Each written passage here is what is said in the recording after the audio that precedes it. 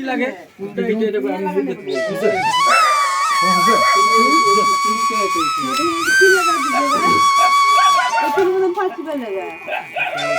একটা কেক দিও তো আমার কি যেমন করতে দাঁড়া দিই একটা কেক দিও হ্যাঁ কোনটা দিব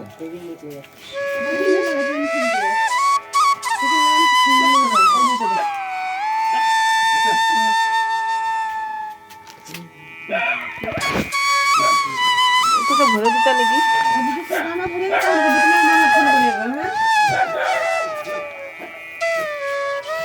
আর এক প্লেট খুরমা দিও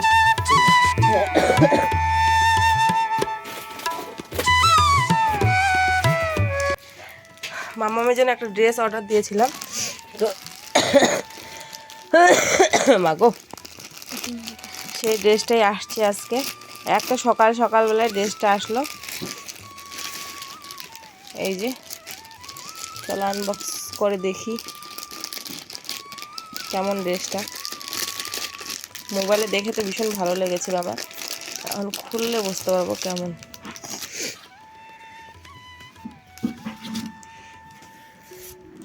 ওয়াও ওয়াও ভেরি নাইস কিন্তু ভিতরে বা বন্ধ করতো পাম্পটা ভরে গেছে মনে হয় এটার ভিতরে না কিছু একটা পরাতে হবে কাপড়টা অত ভালো না ভিতরের কাপড়টা কটনিসের না কিন্তু ড্রেসটা খুব সুন্দর কিউট ড্রেসটা ওর বড় হবে ড্রেসটা আমি 1 বছরের বাচ্চার অর্ডার দিয়েছিলাম আমি একটু বড় সাইজেরই সব কিছু অর্ডার দিই কারণ কি যাতে কদিন পরতে পারে নাহলে তো কদিনই ছোট হয়ে যাবে সেই জন্য একটু বড় সাইজেরই অর্ডার দিই তো ওই যে ছোট হয়ে যাবে ছোট্ট একটা লোক না ছোট্ট মানুষ ছোট্ট মানুষ না এই জন্য এই যে ভিতরটা হলো এরকম ভিতরটা ভালো লাগে ড্রেসটা ঘের আছে না পরে বনুকে সেই লাগবে কিন্তু না খুব সুন্দর ড্রেসটা কিন্তু ভালো লাগছে আমার কথাও তো বলে এটা 1 বছরে যখন বুনু হবে তখন পড়তে হবে হাঁটবে যে টুকটুক টুকটুক করে ভালো লাগবে না ডান্স করবে তো এই ড্রেসটাই অর্ডার দিন আমার এগুলোর অবস্থা ভীষণ খারাপ নাইটির কারণ মাম্মামকে তেল মালিশ করে ঘাড়ে নেই বাসি সকালবেলা যে বাসি নাইটি ছাড়ি এই নাইটি পরি এটার মধ্যে তেল মালিশ করা হয় আরও একটা আছে ওটার মধ্যে তো স্নান করার পর আর তেল মালিশ করি না সেই জন্য ওগুলো নাইটির মধ্যে ওরকম নেই আর আমার মুখের অবস্থা দেখো কী অবস্থা হয়েছে আজ পুরো ব্রাইটনেস দিয়ে রেখেছি দেখে বোঝা যাচ্ছে অন্যদিন বোঝাই যায় না তো সুপ্রভাত প্রিয় পরিবার সবাই কেমন আছো আশা করছি ভালো আছো সুস্থ আছো নতুন আরেকটি ব্লগে আরেকটি সকালে তোমাদের সবাইকে অনেক স্বাগত অনেক ভালোবাসা জানিয়ে আজকে নতুন আরেকটি ব্লগ শুরু করছি এই যে আমার ঠাকুর দেবতাগুলো দেখো এমনি পড়ে রয়েছে পুজো দিতে পারছি না মনটা ভীষণ খারাপ লাগে কিন্তু এই যে বিছানার জন্য দিতে পারবি না ভীষণ খারাপ লাগে যে কিভাবে সব ঠাকুরগুলো রয়েছে পুজো দিতে পারছি না এতদিন ঢাকা ছিল পরে ওই যে যখন শুদ্ধ হলাম আমরা তখন সব তুলে দিয়ে করা হয়েছিল গঙ্গা জলটা ছিটানো হয়েছিল তো সেই জন্য আর করা হয়নি ঢাকা হয়নি এগুলো আবার ঢেকে দিব আমি তো মামামের জন্য সকাল সকাল এসছে এই যে আমার সোনা মামামের জন্য একটা হোয়াইট কালারের সুন্দর ড্রেস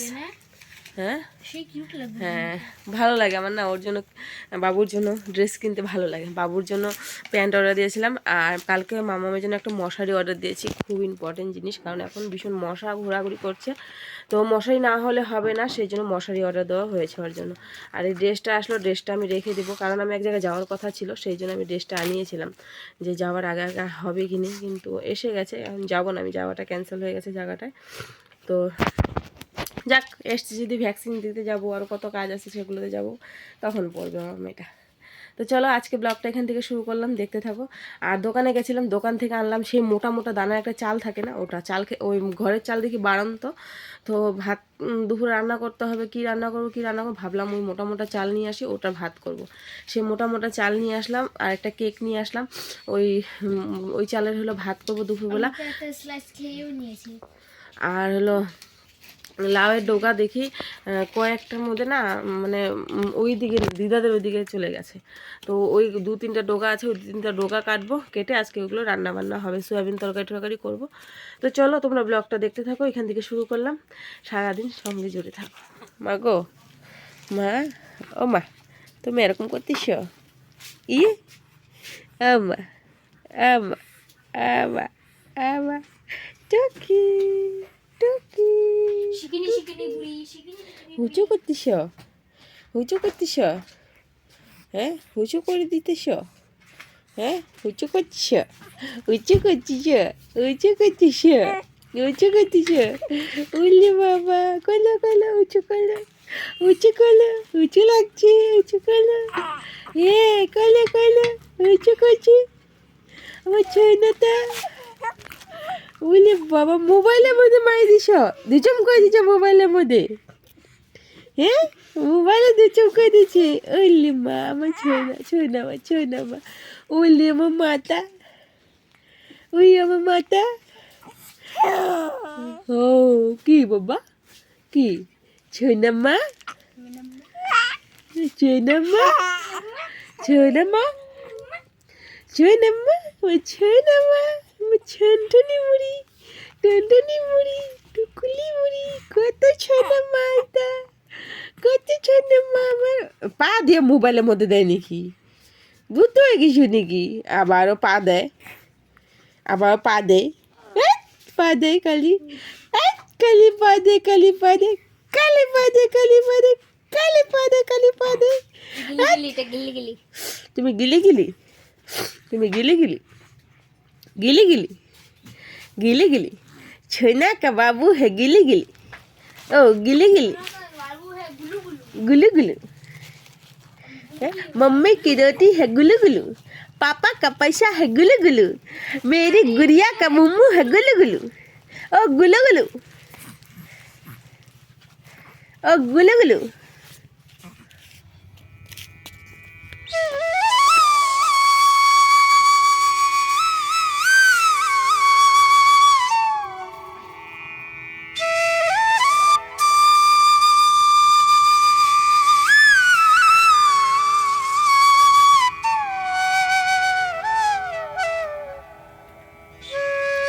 মেঘে তেল মালিশ করিয়ে ঝটপট করে ঘুম পাড়িয়ে দিয়েছি ঘুমিয়ে পড়েছে যেই আমি আর বসে থাকিনি পটাপট উঠেই স্নান করে নিয়েছি স্নান করে এবার এই যে তুলসী তলার মধ্যে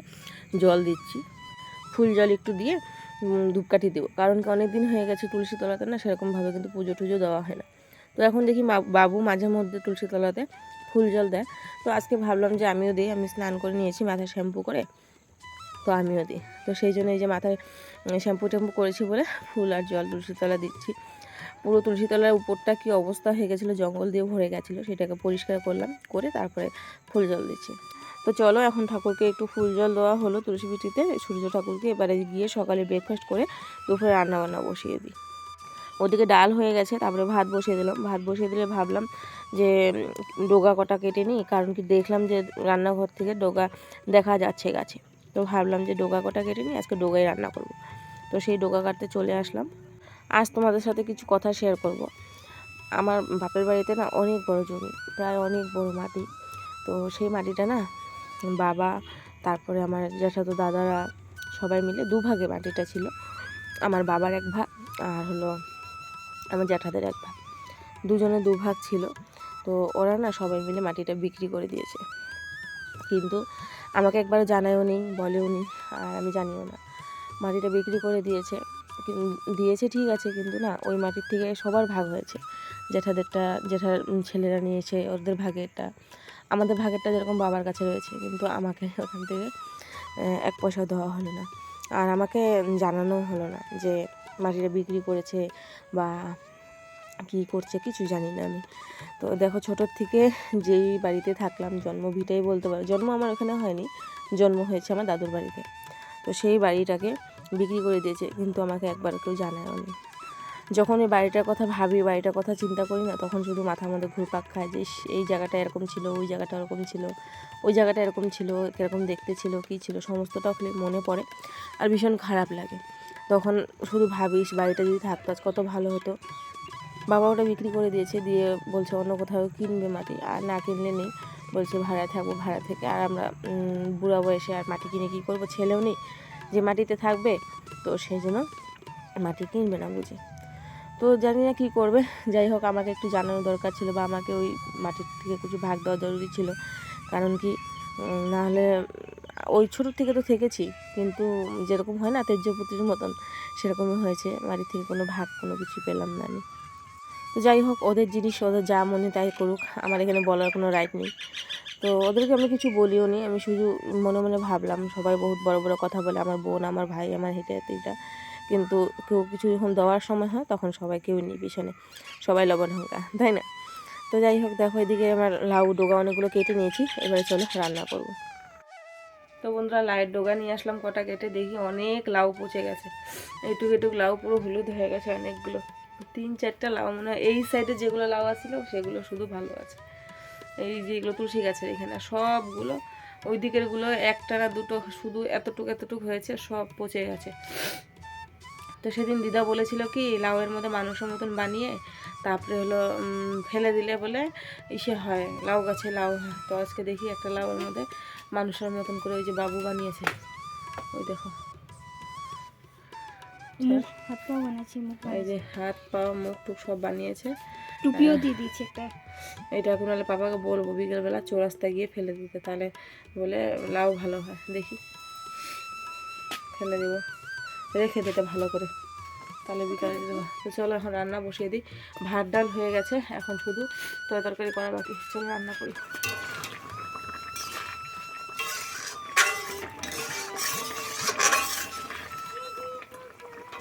রান্নাবান্না কমপ্লিট হয়ে গেছে, আলু দিয়ে আর হলো গাছের থেকে দুটো বেগুন ছিঁড়ে বেগুন দিয়ে লাইট ডোকা করেছি,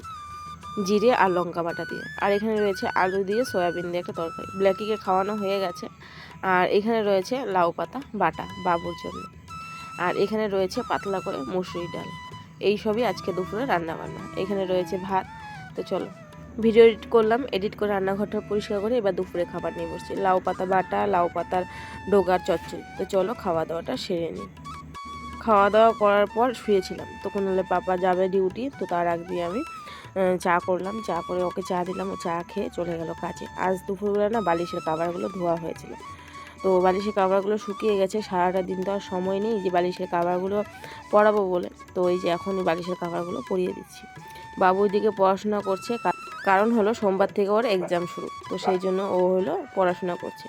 মাম্মাম ঘুমিয়ে রয়েছে, এই যে মাঝখানটার মধ্যে মাম্মাম কিন্তু ঘুমিয়ে রয়েছে। আমি বালিশ একটা দিয়ে রেখেছি সাইড দিয়ে, যাতে ওর ঘুমটা না ভাঙে। কারণ কি, হালকা একটা বালিশ যদি বুকের উপরে দেওয়া যায় না, তাহলে কিন্তু চমকিয়ে ওঠে না আর ঘুমায় ভালো। তো সেই জন্য বালিশটা দিয়ে রেখেছি। আর এখানে বালিশের কাভারগুলো ধুয়ে দিয়েছিলাম, সেগুলো সব পরে দিচ্ছি। কারণ হলো বেশি নোংরা হয়ে গেছিলো বালিশের কাভারগুলো। মাম্মামকে তেল মাখানো হয় বালিশের উপরে শুয়ে দিয়ে, তারপরে তেল মাখানো হয়। তো তেল মাখালে কিন্তু কাভার বা যে কোনো কাপড় পটাপট নোংরা হয়ে যায়, তো সেই জন্য ওগুলোকে ধুয়ে দিয়েছিলাম। আর এবারে হলো মাথাটাকে আঁচড়াবো আর এই জায়গাটাকে একটু পরিষ্কার করব, ইনভার্টারটা। কারণ কি, ইনভার্টারে কাপড় চুপড়ও ধোয়া হয়েছে, তো ও বলছিল কি যে ইনভার্টার এই জায়গাটা না কাপড় একটা পেতে দিও, কারণ কি নাহলে তেল তেল হয়ে যাবে। আর তেলের বোতল রাখা হয় যেহেতু,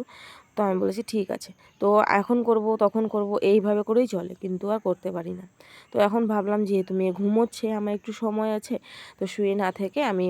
করে দিই এই জায়গাটা পরিষ্কার। আর মাথায় শ্যাম্পু করেছিলাম, ভাবছিলাম মাথার চুলগুলো দুপুরবেলায় সব জট ছাড়াবো, কিন্তু আর সময় হয়নি